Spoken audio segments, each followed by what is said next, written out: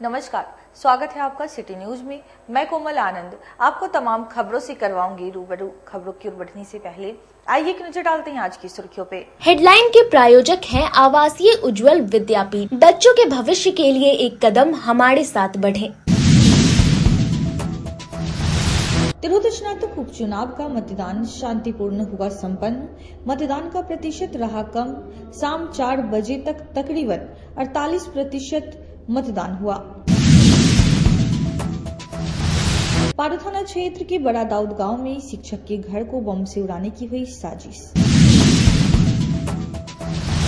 और ब्रह्मपुरा थाना क्षेत्र के मेहदी हसन चौक से ऑटो को बुक कर मेहसी ले जाकर चालक की पिटाई कर बदमाशों ने लूटा ऑटो। ये थी आज की सुर्खियां। अब खबरें विस्तार से। गुरुवार को शांतिपूर्ण तरीके से संपन्न हुआ तिरहुत स्नातक उपचुनाव। मात्र 48% मतदाताओं ने ही किया मतदान। तिरहुत स्नातक उपचुनाव के लिए गुरुवार को पुलिस की कड़ी निगरानी में मतदान शांतिपूर्ण संपन्न हो गया। उपचुनाव में लगभग 48% मतदान हुआ। आपको बता दें कि देवेश चंद्र ठाकुर के सीतामढ़ी लोकसभा क्षेत्र से सांसद चुने जाने के बाद तिरहुत स्नातक क्षेत्र के लिए उपचुनाव कराया गया है, जिसमें 18 उम्मीदवारों ने नामांकन किया था, जिसमें भाजपा से बागी होकर नामांकन करने वाले राजेश रोशन की हार्ट अटैक से आकस्मिक मौत हो गई। इस कारण कुल 17 प्रत्याशी चुनावी मैदान में किस्मत आजमा रहे हैं, जिनका भविष्य आज बैलेट बॉक्स में कैद हो गया। 19 दिसंबर को MIT कॉलेज में मतगणना की जाएगी। जदयू के प्रदेश प्रवक्ता अभिषेक झा जनता दल यूनाइटेड से, वहीं राजद से गोपी कृष्ण प्रत्याशी हैं, वहीं जनसुराज से डॉक्टर विनय गौतम और शिक्षक नेता वंशीधर ब्रिजवासी हैं। मुख्य मुकाबला इन्हीं चारों के बीच होने का अनुमान है। इस उपचुनाव में स्नातक प्रत्याशी के चयन के लिए वैशाली, मुजफ्फरपुर, सीतामढ़ी और शिवहर 4 जिलों के लगभग 75,000 मतदाताओं ने मतदान किया है। मुजफ्फरपुर के जिलाधिकारी सुब्रत कुमार सेन ने बताया कि मुजफ्फरपुर जिले के सभी 86 मतदान केंद्रों पर शांतिपूर्ण तरीके से मतदान संपन्न हुआ। मतगणना को लेकर भी प्रशासन की ओर से पूरी तैयारी है। चारों जिलों के बैलेट बॉक्स के लिए ब्रजगृह MIT कॉलेज में बनाया गया है, जहां देर शाम तक सभी स्टैटिक मजिस्ट्रेट के द्वारा बैलेट बॉक्स को जमा कराया जाता है। जिस प्रकार शांतिपूर्ण तरीके से मतदान संपन्न हुआ, वैसे ही मतगणना भी संपन्न होगी। शांतिपूर्ण चुनाव चल रहा है। हम लोगों ने विभिन्न बूथों का भ्रमण भी किया है। सारे हमारे पदाधिकारी लगे हुए हैं, पुलिस बल पर्याप्त संख्या में लगा हुआ है और कहीं से भी कोई मेजर शिकायत नहीं है। अभी तक शांतिपूर्ण मतदान चल रहा है और हम लोगों का प्रयास है कि आगे आने वाले कुछ घंटों में जब मतदान की समाप्ति होगी तो बिल्कुल हम लोग जो है पीसफुल तरीके से मतदान संपन्न भी कराएंगे। और चारों जिलों का जो बक्सा है वो यहीं MIT में जमा होना है, तो उसको लेकर के भी तैयारियां कर ली गई हैं। स्ट्रांग रूम को आज देर शाम तक, रात्रि तक सील कर दिया जाएगा।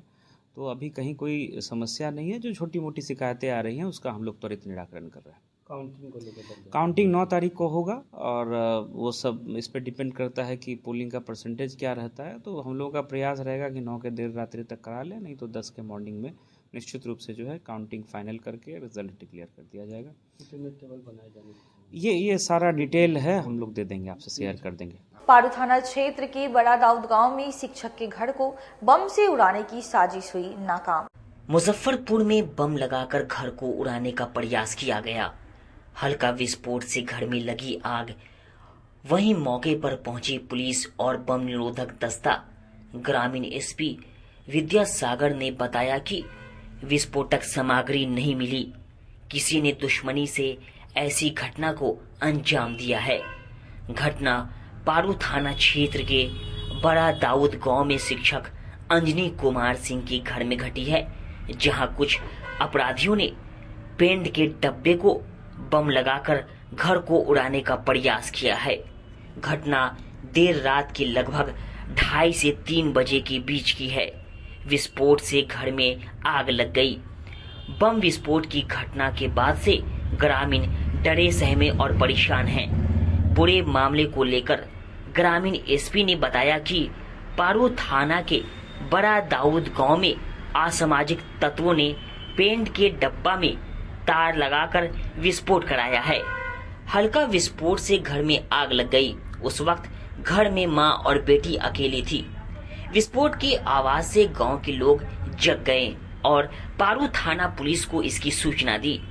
सूचना के बाद पहुंची पारू थाना पुलिस के साथ बम निरोधक दस्ता और एफएसएल की टीम ने भी पहुंचकर जांच की।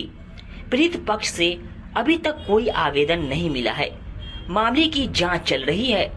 बड़ा विस्फोट नहीं था, लगता है किसी ने डराने की नीयत से शरारती तत्व ने ऐसी हरकत की है। क्या मामला है सर? इस सिलेंडर को बम से विस्फोट करने की बात है। नहीं, वो हम लोगों को भी सुबह संज्ञान में आया है।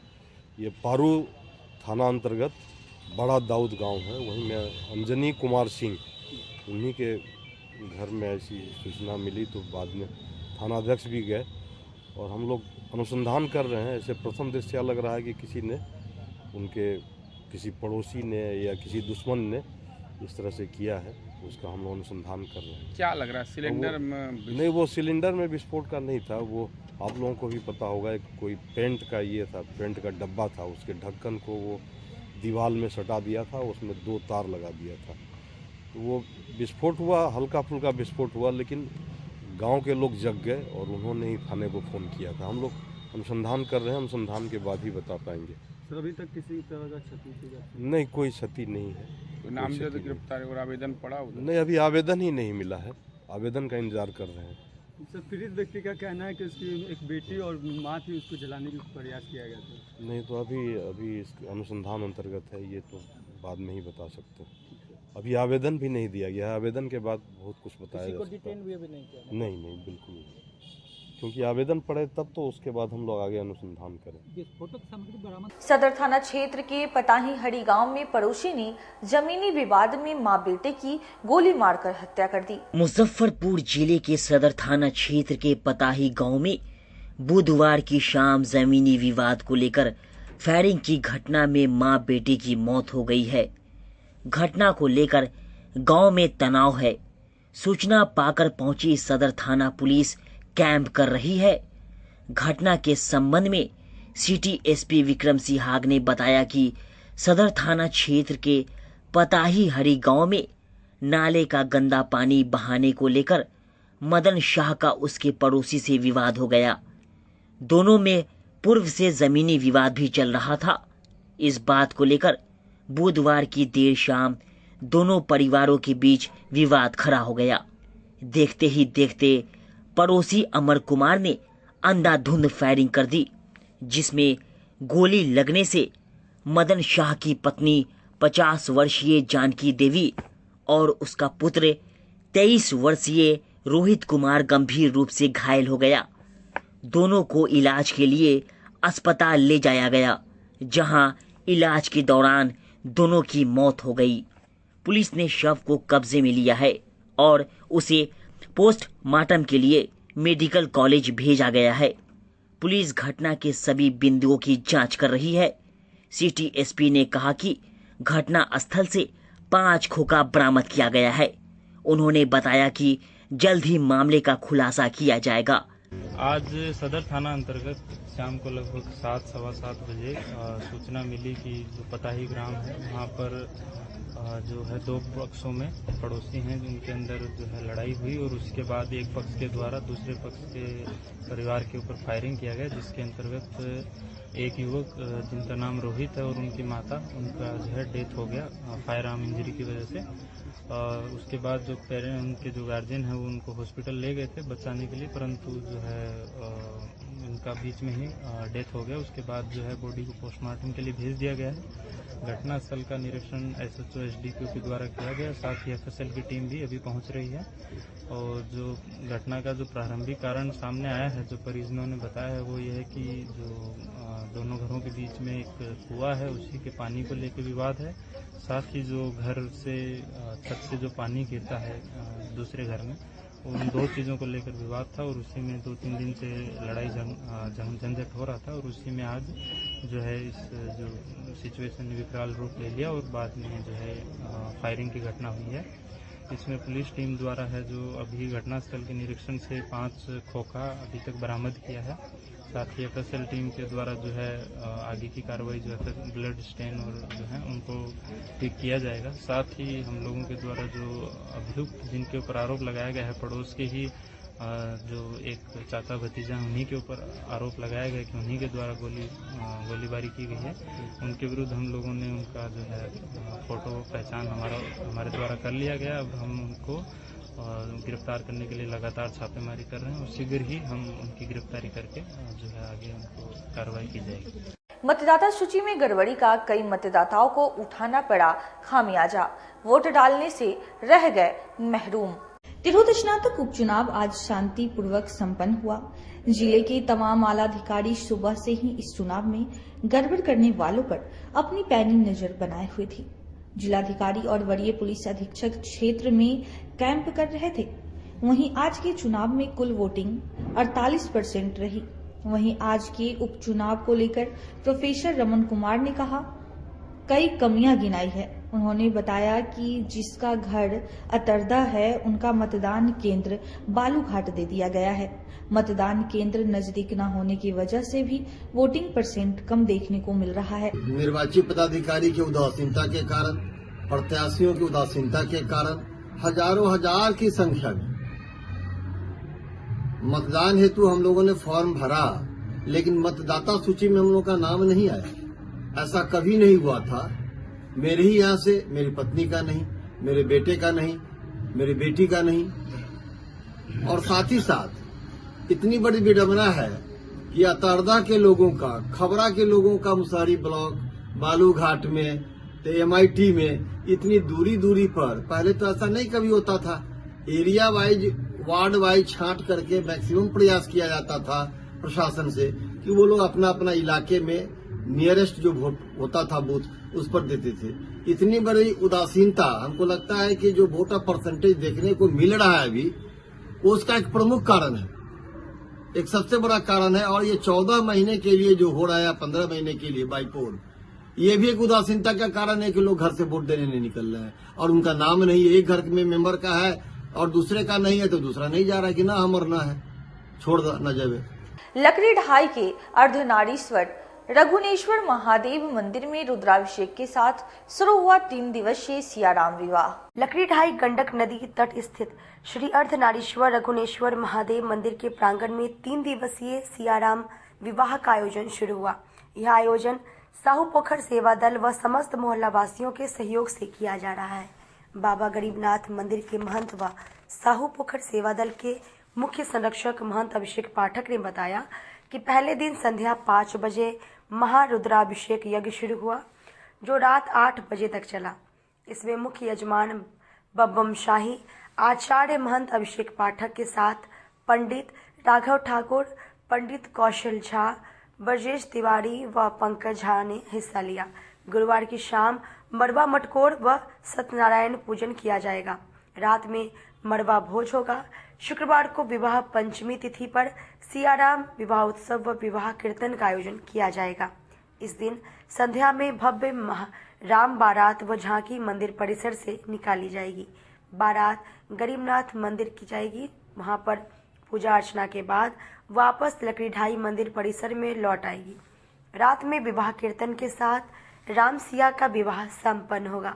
मौके पर श्रवण कुमार, अवनीश सिंह, रोहित पटेल, श्रवण कुमार, संतोष कुमार, चंद्रशेखर सिंह, रिकी शाह, शत्रुघ्न सहनी, मुन्ना मिश्रा, संजय रजक उपस्थित थे। नागेश्वर महादेव लकड़ी ढाई जो कि पिछले 10 वर्षों से यहाँ राम विवाह का होते आया है और आज राम विवाह का पहला दिन शुरुआत किया गया। महारुद्राभिषेक से अर्ध नागेश्वर महाराज का महारुद्राभिषेक किया गया, जिसमें सबसे पहले दूध, दही, घी, मध, शक्कर से स्नान करा के चंदन का लेप लगा के महाश्रृंगार किया गया। उसके बाद 5 पुरोहितों द्वारा महारुद्राभिषेक किया गया, फिर प्रसाद वितरण किया गया और समस्त मोहल्ला वासी एवं साहू पोखर सेवा दल की ओर से ये आयोजन पिछले 10 वर्षों से होते आ रहा है और आगे भी प्रभु की कृपा तक होते रहेगी।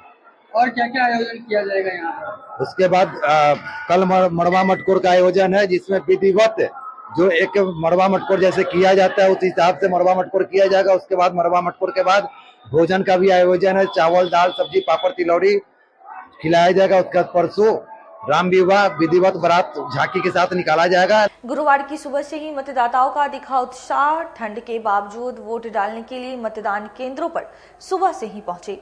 मुजफ्फरपुर जिले में 86 मतदान केंद्रों पर गुरुवार को तिरहुत स्नातक उपचुनाव को लेकर मतदान शांतिपूर्ण तरीके से शुरू हो गया है।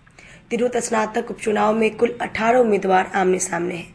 इनकी राजनीतिक किस्मत गुरुवार को मत पेटियों में शाम 4 बजे बंद हो जाएगी, जिसका फैसला 9 दिसंबर को होगा, जिसे लेकर एमआईटी में ब्रजगृह और मतदान केंद्र बनाए गए हैं। आज सुबह 8 बजे से शाम 4 बजे तक वोट डाले जाएंगे।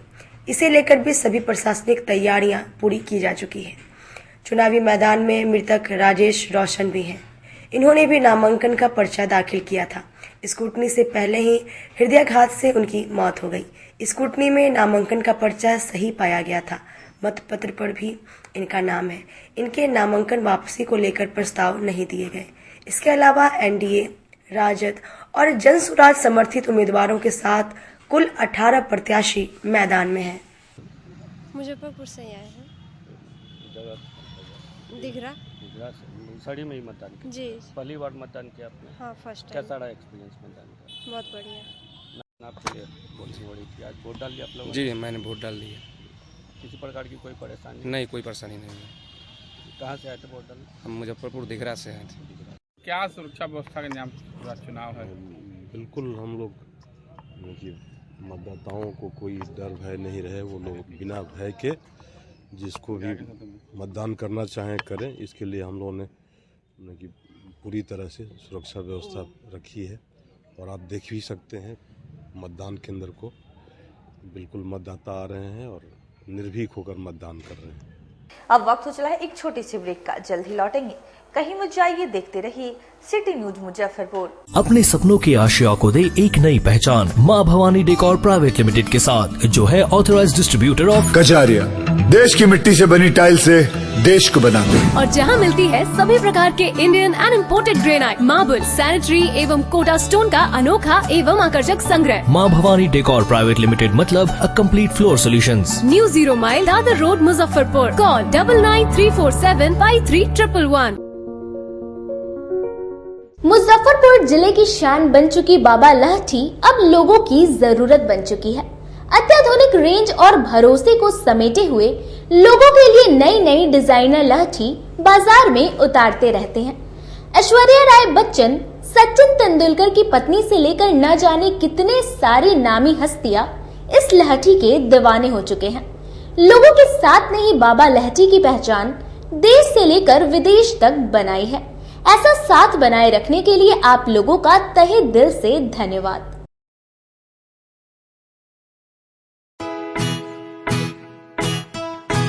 लगातार 10 वर्षों से विभिन्न परीक्षाओं में सर्वश्रेष्ठ परिणाम। हम हैं आवासीय उज्ज्वल विद्यापीठ मुजफ्फरपुर। इस स्कूल में सर्वश्रेष्ठ कोचिंग पैटर्न से बच्चों को पढ़ाया जाता है। प्ले से 10वीं तक की पढ़ाई स्वच्छ वातावरण में कराई जाती है। यहाँ आधुनिक छात्रावास की व्यवस्था है। उज्ज्वल विद्यापीठ का मुख्य उद्देश्य रामकृष्ण मिशन, नवोदय नेतरहाट, सैनिक स्कूल, सिमुलतल्ला गुरुकुल, सिंधिया कन्या विद्यालय जैसे अनेक भारतवर्ष के प्रतिष्ठित विद्यालयों में कुशल प्रशिक्षित अनुभवी एवं शहर के सर्वश्रेष्ठ शिक्षकों द्वारा तैयारी कराई जाती है। 1.5 एकड़ में फैला इस स्कूल का वातावरण काफी शांत है। Free computer classes, science lab और स्मार्ट क्लासेस है। साथ ही इंडोर और आउटडोर गेम की भी व्यवस्था है। तो अपने बच्चों के लक्ष्य के सपनों को पूरा कराना चाहते हैं तो आज ही आवासीय उज्ज्वल विद्यापीठ में अपने बच्चों का नामांकन करवाएं। हमारा पता है पोखरिया पीठ, अतरदा, मुजफ्फरपुर और हमारा कॉन्टेक्ट नंबर है 9708 351851 और हमारा दूसरा नंबर है 8797122397 या फिर आप हमें कॉन्टेक्ट कर सकते हैं 8409996658 पर। आजकल की बिजी जिंदगी में स्टाइल तो है, पर कंफर्ट का क्या? आपके इसी स्टाइल और कंफर्ट को बेहतर बनाने के लिए नीलकमल लेकर आए हैं first exclusive factory outlet showroom in Mithanpura Muzaffarpur, जहां home furniture, office furniture, mattress and wedding special पे up to 50% off with EMI facility. Style भी, कंफर्ट भी। उत्तर बिहार का पहला शोरूम आपका स्वागत करता है। एक बार सेवा करो। ब्रेक के बाद फिर से आप तमाम दर्शकों का स्वागत है। आइए बढ़ते हैं अगली खबरों की ओर। ब्रह्मपुरा थाना क्षेत्र के मेहदी हसन चौक से ऑटो बुक कर ले गए महशी और पिटाई के बाद ऑटो लूट कर ले गए लुटेरे। मुजफ्फरपुर में लुटेरों ने ऑटो चालक को निशाना बनाया है। लुटेरों ने पहले पूर्वी चंपारण जिले के मेहसी थाना क्षेत्र जाने के नाम पर ऑटो बुक किया और बाद में ऑटो चालक की पिटाई कर उसे अधमरा सड़क के किनारे फेंककर फरार हो गए। लुटेरों ने चालक से ऑटो और नकदी लूटकर फरार हो गए। घायल ऑटो चालक की पहचान मुजफ्फरपुर के ब्रह्मपुरा निवासी 23 वर्षीय मोहम्मद रिहान आलम के रूप में हुई है। घटना को लेकर घायल ऑटो चालक ने बताया कि देर रात को 2 अज्ञात युवक मेहदी हसन चौक पर आए एवं मेहसी जाने के लिए मेरा ऑटो 900 रुपए में बुक किया। कच्ची पक्की में जाकर मैंने सीएनजी भरवाने के लिए रुपया मांगा तो उन्होंने इनकार कर दिया। बोला कि ऑनलाइन करेंगे। सभी ने कहा कि मेहसी के जूरन छपरा गांव में जाना है। वहां पहुंचने पर उन्होंने कहा कि घर के पास चलो, वहां मेरे भाई खड़े हैं, वहीं पैसे देंगे। जिसके बाद 2 शातिर आकर ऑटो में बैठ गए और उसके बाद एक जंगल में ले जाकर हथियार के बल पर पिटाई किया और लूटपाट कर लिए। उन्होंने मेरा आधार कार्ड, 5000 रुपए, साथ में ड्राइविंग लाइसेंस और ऑटो लेकर भाग गए। सड़क पर जा रहे लोगों ने पुलिस को सूचना दिया, तब जाकर मुझे इलाज के लिए हॉस्पिटल में भर्ती कराया गया। वहीं पूरे मामले को लेकर SKMCH OP प्रभारी गौतम कुमार ने बताया कि एक युवक को भर्ती कराया गया है। आवेदन मिलने पर आगे की कार्रवाई की जाएगी। फिलहाल पुलिस हर बिंदुओं पर जांच कर रही है। से क्या घटना हुआ था आपके साथ? हम मेहदी हसन चौक पे से घर जा रहे थे तो एक रिजर्व के लिए 2 लड़का आया और बोला भाई रिजर्व में जाओगे? तो हम बोल दिए हाँ जाएंगे। तो वो पूछा कितने पैसे लोगे? हम बोले 900 रुपया लेंगे। तो वो तैयार हो गया, बोला ठीक है जाओ जाएंगे। तो हम बोले ठीक है बैठो। फिर हम गए स्टेशन की तरफ तो पूछा इधर कहाँ जा रहे हो? हम बोले CNG भराएंगे तभी तो जाएंगे ना, नहीं तो हम वापस नहीं आ पाएंगे। फिर कच्ची पक्की गया तो वहाँ पे जाने के बाद इसको बोले 250 रुपया दो। उसके बाद 250 रुपया दो, CNG फुल करेंगे, बाकी पैसा वहाँ जाने के बाद देना। तो पहले हिचकिचाया, बोला मेरे पास पैसा नहीं है भाई, इससे मंगाना होगा, वहीं आपको मिल जाएगा। हाँ ऑनलाइन मारा था पैसा? तो और मेरे मोबाइल पे नहीं मारा था, अगला के मोबाइल पे मारा था। अगला मारा था CNG पे। तो वही 200 रुपया मारा तो हम अपना पैसा मिला के CNG फुल करा के गए। कहाँ का भाड़ा किया था? मेहसी पुनर क्या नाम है? हाँ पूरन छपरा, मेहसी पूरन छपरा। तो क्या हुआ आपके साथ वहाँ पहुँचने? वहाँ गए तो बस बोल रहा था आगे चलो, आगे मेरा भाई खड़ा है, दरवाजा है, घर है, वहाँ से आपको पैसा मिल जाएगा, दरवाजा पे चलो। तो वहाँ जाने के बाद देखे वो बोला कि पुल पे मेरा भाई है, हमको शक हुआ। तो फिर हम बोले भाई पुल पे क्या कर रहा है? घर पे ना हमको जाना है, आपको घर पे छोड़ेंगे, आपके मम्मी पापा से पैसा लेंगे।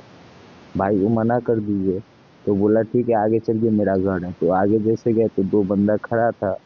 तो 2 बंदा बोला कि जो बैठा हुआ था रिजर्व के लिए वो बोला यही मेरा भाई है। दोनों आकर के गाड़ी पे बैठ गए। आगे बोला चलने को कि आगे मेरा घर है।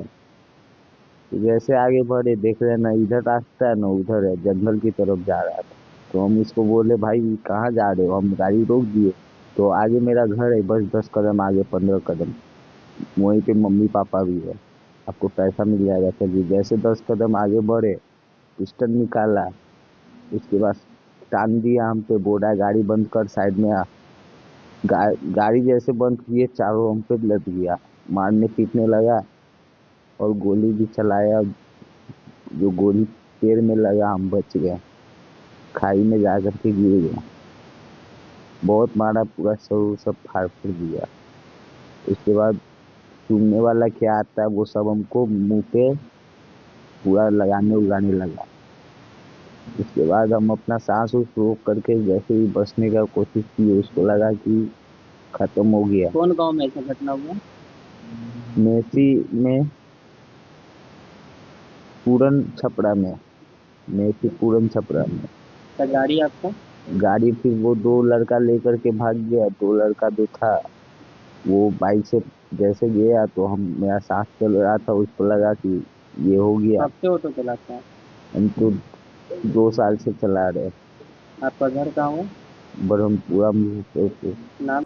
अखिल भारतीय चतुर्भुज कप फुटबॉल प्रतियोगिता के दूसरे लीग में वीरगंज नेपाल की टीम ने मुजफ्फरपुर एकादश को रोमांचक मुकाबले में पराजित किया। मुजफ्फरपुर के खुदीराम बोस स्टेडियम में आयोजित चतुर्भुज राम मेमोरियल सोसाइटी के तत्वाधान में खेली जा रही अखिल भारतीय चतुर्भुज कप फुटबॉल प्रतियोगिता के दूसरे लीग वीरगंज नेपाल की टीम ने मुजफ्फरपुर एकादश को रोमांचक मुकाबले में 1 के मुकाबले 3 गोल से पराजित कर पूर्ण अंक अर्जित किया।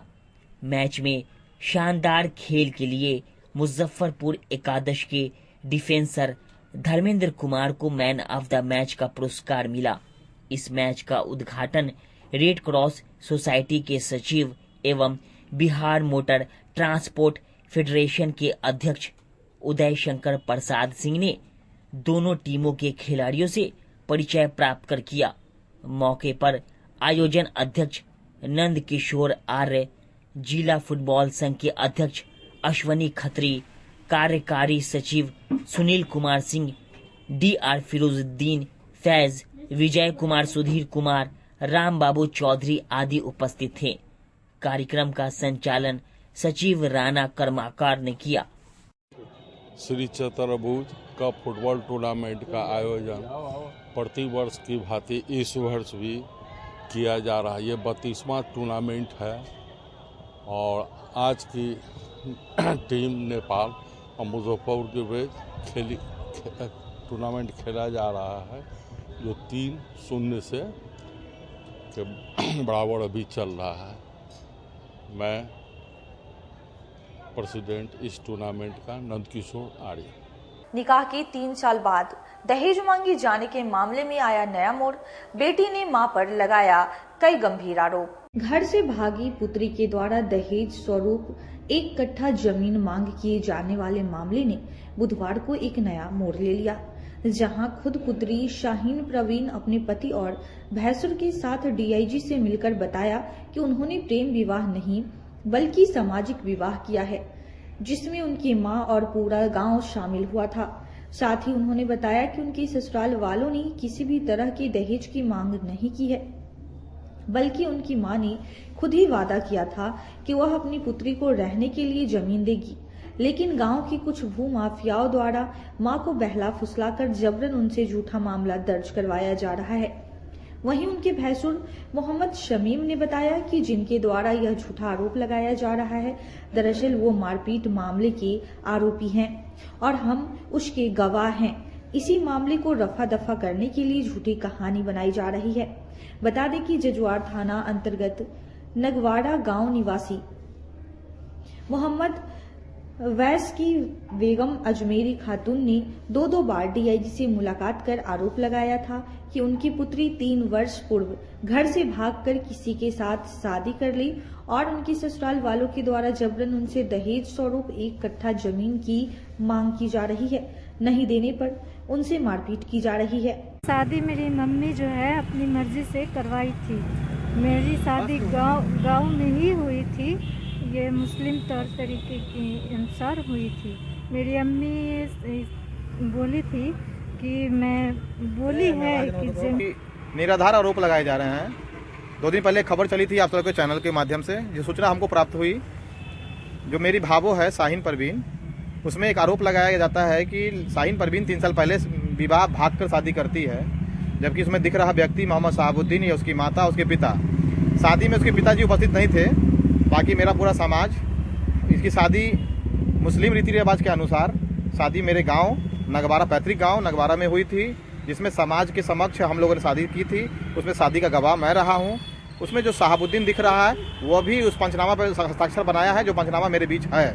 मेरी शादी जो है गांव के रीति रिवाज के अनुसार हुआ था, जो मेरे मुस्लिम लॉ के अनुसार होता है। कोई प्रूफ है आपके पास? जी, मेरे पास में पूरा डॉक्यूमेंट है। और जो आप पे आरोप लग रहा है कि 1 कट्ठा जमीन आप दहेज में मांग रहे थे, ऐसा कुछ भी नहीं है। जब मेरी शादी हुई थी उस शादी के क्रम में जो मेरे अब्बू जो है अपने ज़मीन से बेदखल कर दिया था। उस टाइम में मेरे को नहीं, इनकी अम्मी जो है इनको 1 कट्ठा ज़मीन में वो भी घर बनाकर देने का इसको बोला था, मतलब शाहीन परवीन को, जो मेरी पत्नी है, उसको बोले थे। और ये दबाव इसलिए लगाया जा रहा है कि 307, 56, 17 केस में मैं गवाह हूँ। जो शहाबुद्दीन अभी 2 दिन पहले जो आपको मीडिया पर बात कर गया है, वो उसका जो है मुद्दाले है 356, 17 का, 307 का। आमगोला स्थित ब्रह्मा कुमारी ईश्वरीय विश्वविद्यालय परिसर में कवि गीतकार डॉक्टर संजय पंकज के जन्मदिन पर प्रणव पर्व का आयोजन किया गया। आमगोला स्थित सुख शांति भवन प्रजापिता ब्रह्मा कुमारी ईश्वरीय विश्वविद्यालय की सभागार में mission Bharati research information centre द्वारा डॉक्टर संजय पंकज का जन्म दिवस समारोह प्रणव पर्व के रूप में केक काटकर मनाया गया। मौके पर कई गण्यमान्य लोगों ने इस कार्यक्रम में उपस्थित होकर अपनी शुभकामनाएं संजय पंकज को दी। मौके पर पूर्व नगर और विकास मंत्री सुरेश शर्मा ने कहा कि मुजफ्फरपुर बिहार की सांस्कृतिक राजधानी है, क्योंकि यह शहर अपने रचनाकार का सम्मान करना जानता है।